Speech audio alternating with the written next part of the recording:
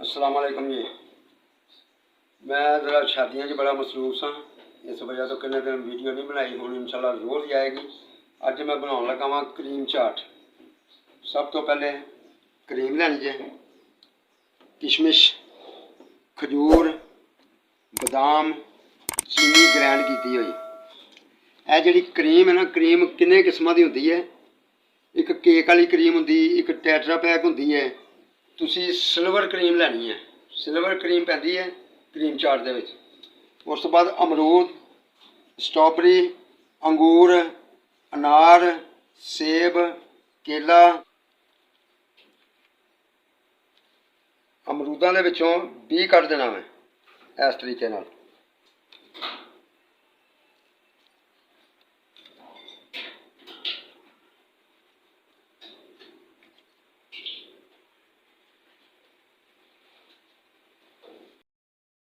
अमरूदां दे विचों बीऽ कड्ढ लिया असीं, सारा बीऽ निकल जावे। केला,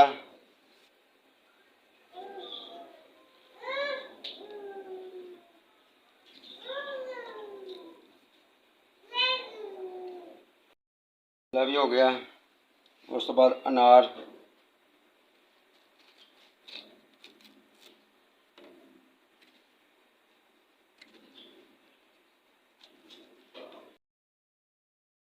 यह साडा सेब, सेब इस तरीके नाल कट लेने ने।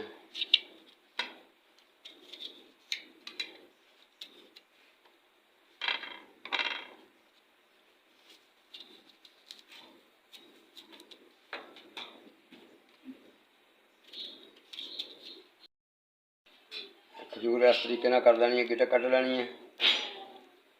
गिटक कट के इस तरीके नाल कट लेनी है।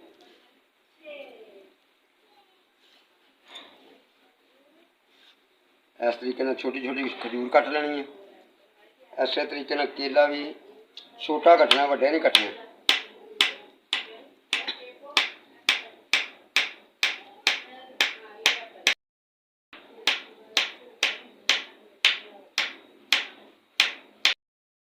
कट लेने केले, केले वो तो मोटे मोटे नहीं कटने, बरीक कटने ने। केले हो गए साढ़े। इस तरीके नाल सेब कट लेना मैं, ये भी दो कर देने ने। इस तरीके नाल छोटे सेब, ज़्यादा वड्डे नहीं कटने।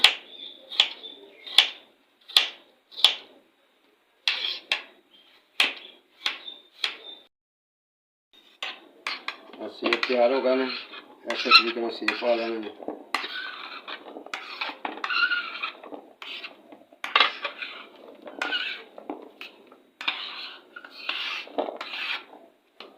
इस तरीके नाल सेब पा लेने ने। यह साढ़े अंगूर ने, अंगूर भी पा लेने ने। अनार भी तैयार है, अनार भी पा लेना।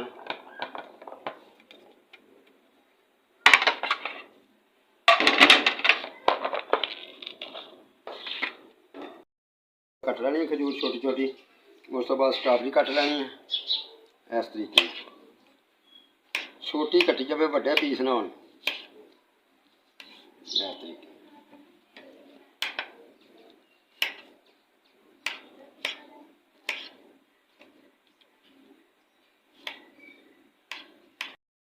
स्ट्रॉबेरी कटी गई है, स्ट्रॉबेरी भी मिक्स कर लेनी है इस तरीके नाल। स्ट्रॉबेरी हो गई। अमरूद कट लेने ने। अमरूद भी मोटे नहीं कटने, बरीक कटने ने। इस तरीके नाल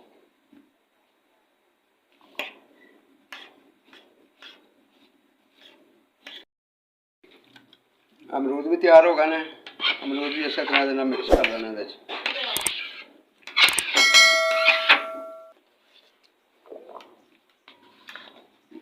हर चीज़ तैयार हो गई है। हम असी क्रीम पाउण लगे हैं। इस तरीके नाल क्रीम पा लेनी।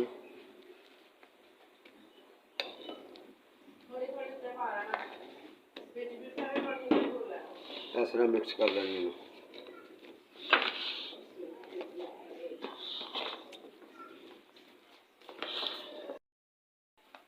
क्रीम चाट तैयार हो गई है। इस तरह उत्ते किशमिश पा लेनी है। किशमिश पै गई। इस तरह बदाम पा लेने ने। ਇਸ ਤਰ੍ਹਾਂ ਹੀ ਖਜੂਰ ਪਾ ਲੈਣੀ ਹੈ ਤੁਸੀਂ।